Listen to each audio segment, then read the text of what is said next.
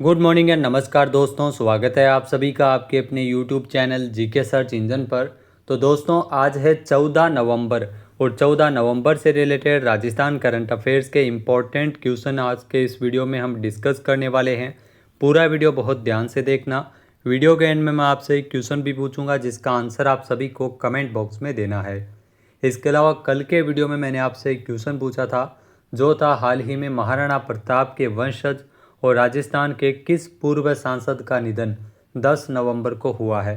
तो राजस्थान के पूर्व सांसद और महाराणा प्रताप के वंशज महेंद्र सिंह मेवाड़ का निधन हो गया है, यानी कि सी ऑप्शन इसका बिल्कुल सही था। जिन दोस्तों ने सी ऑप्शन कमेंट बॉक्स में सही जवाब दिया था उनको हार्दिक शुभकामनाएं। तो दोस्तों महाराणा प्रताप के वंशज और पूर्व लोकसभा सांसद महेंद्र सिंह मेवाड़ का 10 नवंबर को निधन हुआ है। महेंद्र सिंह मेवाड़ पिछले कुछ समय से बीमार चल रहे थे, उनका इलाज चल रहा था। 83 साल की उम्र में इनका निधन हुआ है।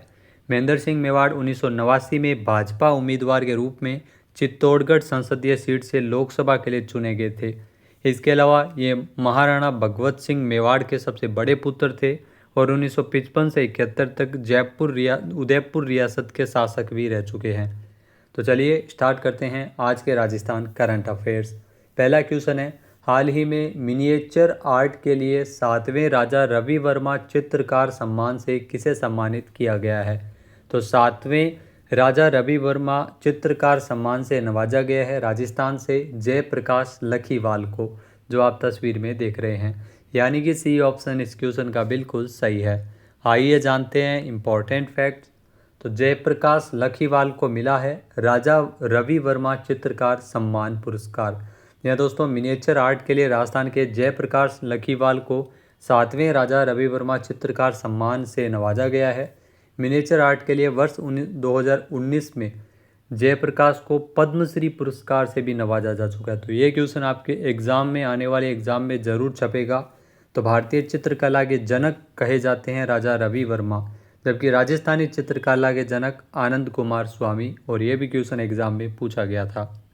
नेक्स्ट क्वेश्चन है, राजस्थान में छठा टाइगर रिजर्व कुंभलगढ़, इसमें कितने जिलों को शामिल करते हुए छठा टाइगर रिजर्व बनाया जाएगा। तो कुंभलगढ़ में ध्यान रखना 5 जिलों को शामिल किया जाएगा और ये राजस्थान का छठा टाइगर रिजर्व है। ए ऑप्शन यहाँ पर बिल्कुल सही है। आइए जानते हैं इम्पोर्टेंट फैक्ट्स। तो राजसमंद में है कुंभलगढ़। कुंभलगढ़ राजस्थान का छठा टाइगर रिजर्व बनेगा। कुंभलगढ़ छठा टाइगर रिजर्व बनेगा जिसके लिए राष्ट्रीय बाघ संरक्षण प्राधिकरण में मंजूरी प्रदान की गई है।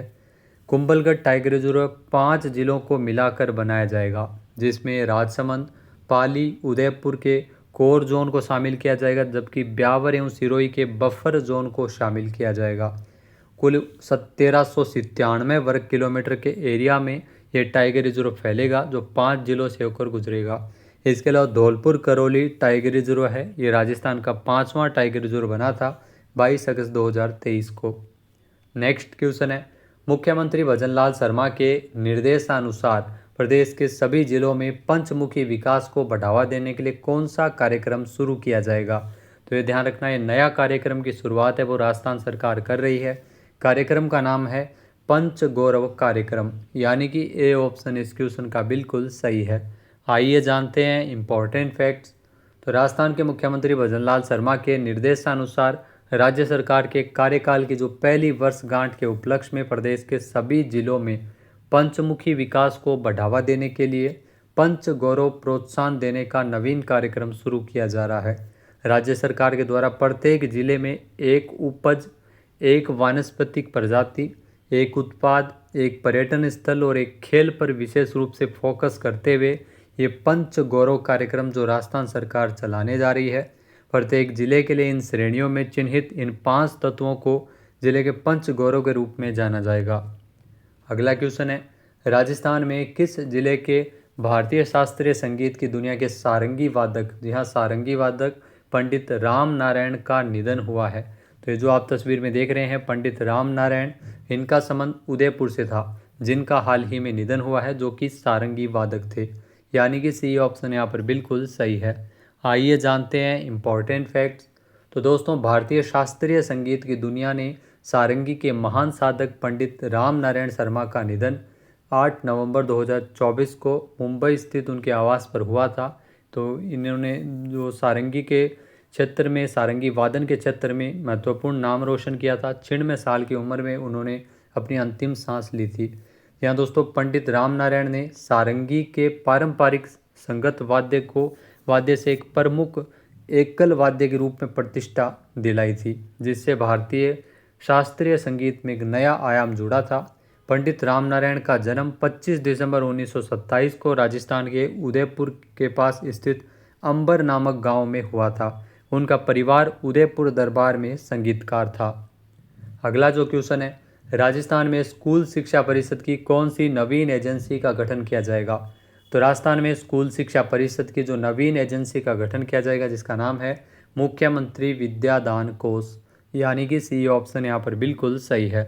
आइए जानते हैं इम्पोर्टेंट फैक्ट्स।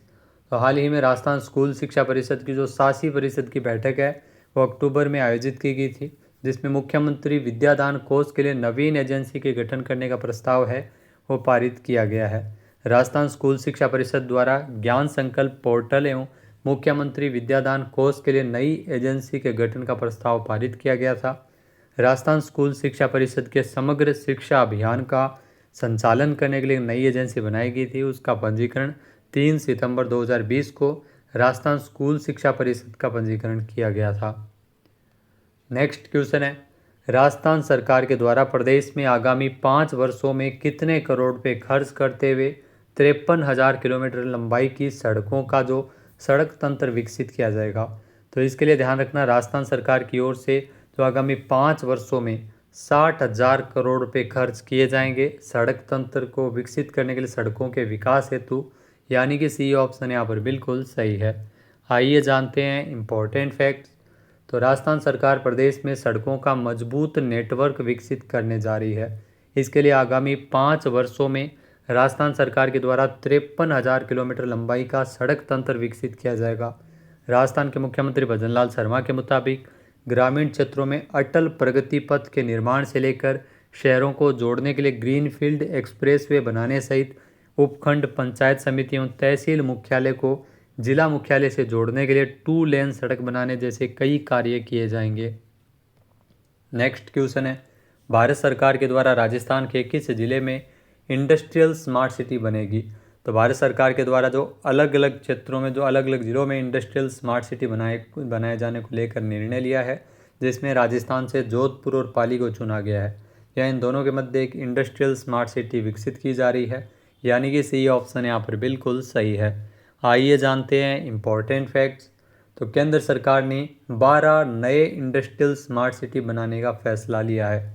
राजस्थान में जोधपुर पाली में यह स्मार्ट सिटी बनेगी। इन दोनों के बीच में, इन दोनों जिलों की भूमि पर यह इंडस्ट्रियल स्मार्ट सिटी बनाई जाएगी।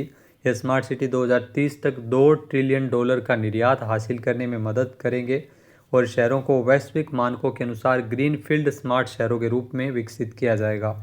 9 राज्यों में पूरे भारत से 12 नए औद्योगिक स्मार्ट सिटी बनाए जाने का फैसला लिया गया है। सरकार इस पर 28,602 करोड़ रुपये खर्च करेगी। इससे मैन्युफैक्चरिंग को बढ़ावा मिलेगा। नेक्स्ट क्वेश्चन है, राजस्थान में मुख्यमंत्री बाल गोपाल योजना का नाम बदला गया है, नया नाम क्या है? तो ये क्वेश्चन आपसे एग्जाम में डेफिनेटली पूछा जाएगा। तो मुख्यमंत्री बाल गोपाल योजना, इस योजना का नाम परिवर्तित करते हुए पन्नाधाय बाल गोपाल योजना किया गया है, यानी कि सी ऑप्शन यहाँ पर बिल्कुल सही है। आइए जानते हैं इम्पोर्टेंट फैक्ट्स। तो पीएम पोषण यानी मिड डे मील योजना के अंतर्निहित शिक्षण संस्थाओं में संचालित राजस्थान में मुख्यमंत्री बाल गोपाल योजना, इस योजना का नाम अब बदलकर पन्नाधाय बाल गोपाल योजना किया गया है। योजना के अंतर्गत प्री प्राइमरी से लेकर कक्षा 8वीं तक के विद्यार्थियों को पाउडर मिल्क से तैयार दूध उपलब्ध करवाया जाता है, जिसमें कक्षा 1 से 5वीं तक के बच्चों को 150 ml दूध तथा 6 से 8वीं तक के बच्चों को इसमें 200 ml दूध दिया जाता है। योजना के शेष निर्देश एवं प्रावधान यथावत रहेंगे, खाली इस योजना का नाम बदला गया है। नेक्स्ट क्वेश्चन है, हाल ही में गरुड़ शक्ति एक्सरसाइज का आयोजन भारत और किस देश के बीच किया गया है?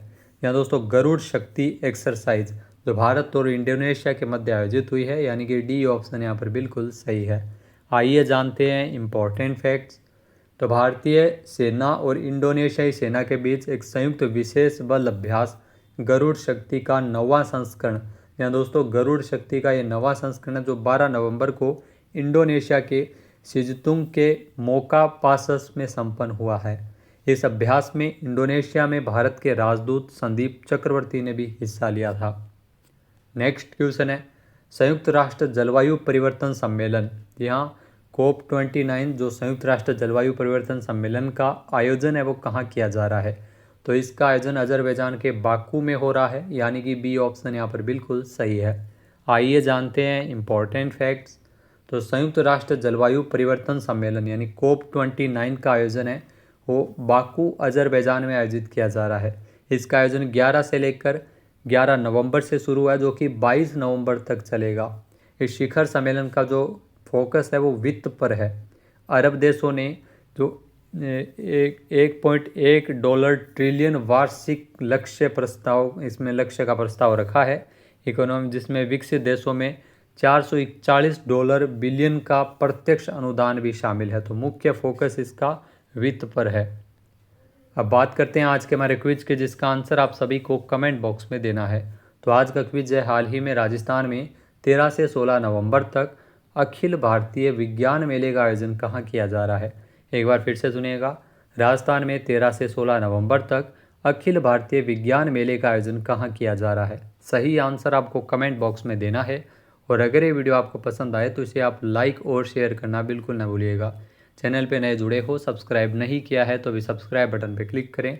PDF फाइल आप हमारे टेलीग्राम चैनल के माध्यम से डाउनलोड कर सकते हैं और GK सर्च इंजन एप्लीकेशन को भी आप डाउनलोड करके वहां से भी आप PDF फाइल प्राप्त कर सकते हैं।